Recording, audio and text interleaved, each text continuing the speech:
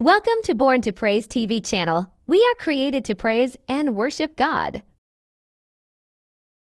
So sakit kaayo sa kasing-kasing, sakit kayo kung kasing-kasing kay na ako'y gi-invite unong kabo pero bisag usaw na nitong ha. Why? Tun kay dili ang tanan nga imong ginimbita mo sanong sa imong imbitasyon.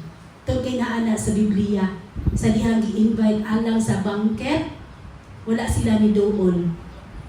Kay minyo sila, kay nakapalit sila gyuta, daghan kaayo sila mga pasangin. Apan ang importante, nasangyaw nimo ang pagkamaayo sa Ginoo. Ang importante, gibuhat nimo ang kabubuton sa Ginoo. Mga igsuon, ang pagpasalamat, mga igsuon mo ang pagkinabuhi adlaw-adlaw. Kung nagkinabuhi ka adlaw-adlaw mo nang kagustuhan sa Ginoo, mga igsuon. O dinhi, mga igsuon, ang pulong sa Dios ako mudad-on sa usaka pangutana nganong kinahanglan nato pasalamatan ang Dios sa matag adlaw. Nganong kinahanglan nato pasalamatan ang Dios sa matag adlaw? Unsa man ang rason nganong pasalamatan nato siya?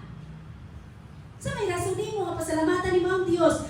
Katong nagtestimony mo bang rason na pasalamatan nimo ang Dios doon kay naitaas ang platelet sa imong uyab? Mao ba ang rason? May suon ang unang nga rason nga pasalamatan nato ang Dios adlaw-adlaw tun kay mao ni ang gusto sa Dios. Mao ni gusto sa Dios. Ingon siya, in everything give thanks because this is the will of God. Will sa Ginoo. Gusto sa Ginoo. Usahay dili ta makapasalamat tunog kay dili nato gusto. Dili nimo gusto nga simbaho ng Ginoo. Dili nimo gusto nga daygon ang Ginoo. Dili ka makadungol, makaluhod sa Ginoo, makaampo sa Ginoo. Tungod kay dili ka gusto mo pasalamat sa Ginoo. Tungod kay imong kagustuhan o imong gituman. Pero ang gusto sa Dios mao nga magsunod kita sa iyang kabubuton. Unsa man ang kabubuton sa Ginoo? Ngano man kang iyang gibuhi? Unsang kabubuton sa Ginoo? Ngano iya magkagipalakaw?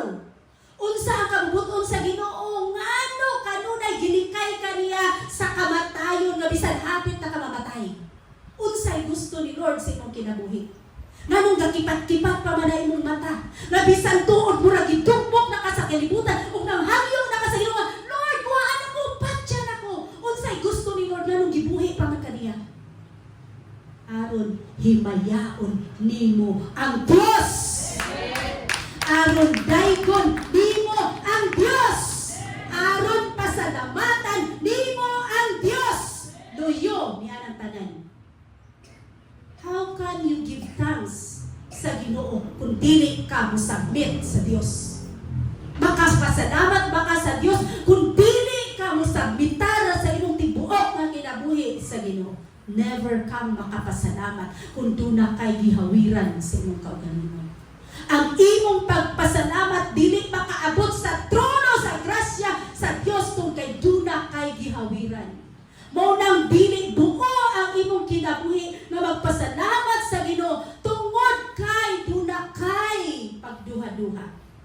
Ang pagpasalamat sa Dios gikinahanglan tibuok nimong desisyon. Muduol ka sa Ginoo. Tibuok nimong desisyon. Bahala unsa man na wala tuo problema. Bahala murag gakurog na ka nga tungod sa mga balatian. Bahala wala nay kwarta. Ang importante, submit ka sa Ginoo. Please kong tubig. Ang importante, muduol ka sa Ginoo. May igsuon. Mauna ang rason nganong niya kita tun kay gusto nato nga simbahon ang Dios. Mao ba na imong rason? Mao ba na imong rason? Dalaygo na tumuhay nga Dios. Mauna ang rason. Unang rason nganong wala ni pahawa diri sa lungsod sa Sambuangita tun kay ang rason amo himayaon ang Ginoo. Hallelujah. Bisan dili lunlon kalipay ang among nasinatian. Apan, the Lord is good. And the Lord is always good. Igsoon. Hallelujah.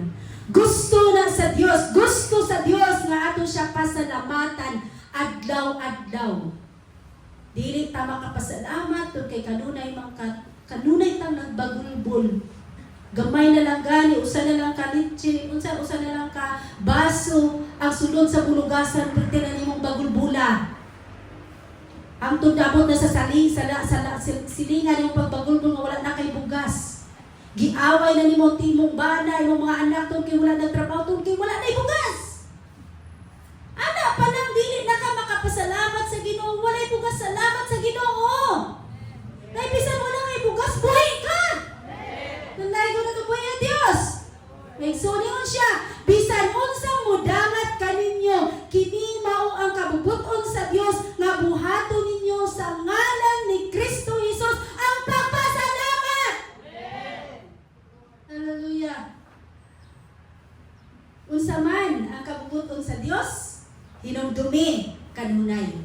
Ingon siya sa Roma 12:2, kani atong timan-an o ibutang sa atong alimpatakan o atong buhaton o hinumduman kanunay adlaw-adlaw kung unsa ang kabubuton sa Dios sa kinabuhi sa iyang mga katawhan nga iyang gipakamatyan o iyang tinawag nga mahimo niyang tinuod niyang mga anak. Ang iyang kabubuton mga igsuon, ingon siya dinhi. Hallelujah. Akto, basahon. Ingon siya, ayaw ka mo pagpahiuyon sa pamatasan nining panahuna. Klaro nili. Ayaw ka mo pagpahiuyon sa pamatasan nining panahuna. Muna atong gisampung-sampungan atong dalungan sa unsa man ang panahon, unsa man ang pamatasan ni panahuna. Aron ka dili makapasalamat sa Ginoo. Unsa man ang pamatasan ni panahuna, aron dili ka makaduol sa Ginoo. Unsa ang pamatasan ni gayuna sa mga batan-on sa pamatasan ni gayuna, sa mga kabataan sa pamatasan ni panahuna, sa mga minyo sa pamatasan ni panahuna. Dirtay hugawa mo nang dili ug dili ka makaduol sa presensya sa Dios. Tungod kay nagsubay ka sa kinaiya pamatasan ding panahuna. Muna, ang kahugawan kanunay nitapot sa iyong pagkinabuhi bisan ikaw gipakamatyan na. Why? Tungod kay nagsubay ka, nagpahiuyon ka, nisubay ka, nisunod ka sa tanang trending ning kalibutan. It's because wala nimo gipasuhok ang pulong sa Ginoo sa imong pagkinabuhi, sa atong pagkinabuhi. Ang gusto sa Dios nganong kanunay tang gigiyaan siya mga pulong aron ka masayod sa husto ug dili. Pero bisan nasayod na ka nga dili na kabubuton sa Ginoo, ngano imong mangbuhaton? Nganong imong gibuhat ang dili kabubuton sa Dios? Sato pa kay imong gibuhat ang dili kabubuton sa Dios, labaw pa ka di ay sa Dios. Kung magpalabaw ka sa Dios, may sama kang Lucifer nga itambo ning kalibutana. Una ang nagpataas ang kaugalingon, ipaubos. Igsoon. Ayaw kamo kitang tanan giawhag nga dili ta magpahiuyon sa pamatasan ning panahuna. Kanunay nagsulti si Paul. Yagi address sa taggaruma o iyatang gisultihan tungod nakita sa Dios ang atong pagkinabuhi nga dili kabubuton niya. Unya kay nasayran man nato nga dili kabubuton sa Dios ang atong gibuhat. Ato hinay-hinayon, disiplinaon ang atong kaugalingon. Kay bisan tinuod gipakamatyan sa Dios kitang tanan. Apan kato lamang ang nagbuhat sa kabubuton sa Dios mao iyang balikan. Take note. May suon. Dahil yun siya. Ipabago hinuon sa Dios ang inyong kaugalingon. Ipabag-o hinuon sa Dios ang inyong kaugalingon, pinaagi sa pagbag-o sa inyong panghuna-huna. Baguhadoy ang imong panghuna-huna. Kung unsa ang dagan sa imong una-una, ang dili kabubuton sa Dios, ipabag-o. Paano na mabag-o?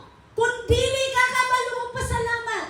Kung dili ka kabalo mo pasalamat, dili ka kabalo mo dayig. Kung dili ka kabalo mo dayig, dili ka kalitok mga pag-ampo, dili ka kalitok o pagpangayo o pasaylo, o dili ka maka doon sa Ginoo. O nang ipabag-o ang imong huna-huna may suod. Iyon siya, padayon ta. Aron masayran ninyo ang kabubuton sa Dios, unsay maayo, hingpit o makapahimuot kaniya. Kung dili mabag-o ang dagan sa una-una nga nagsubay-subay ka sa pamatasan ng kalibutana, dili nimo masayran ang hingpit o ang makapahimuot sa Dios. Napabata diha? Asa ato mga mata galantaw?